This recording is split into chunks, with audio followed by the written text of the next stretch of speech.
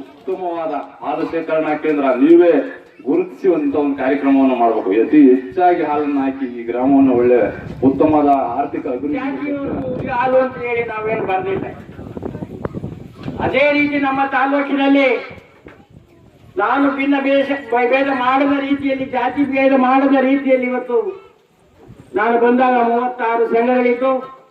ಇವತ್ತು 111 ಸಂಘಗಳನ್ನು ಮಾಡಿದ್ದೀವಿ. ಅವತ್ತು ನಾನು ಕೂಡ ನನ್ನ ಜಾತಿಯವರಿಗೆ ಮಾಡ್ಕೊಂಡು ಹೋಗುವಂತ ವ್ಯವಸ್ಥೆ ಮಾಡ್ಬೋದಾಯ್ತು.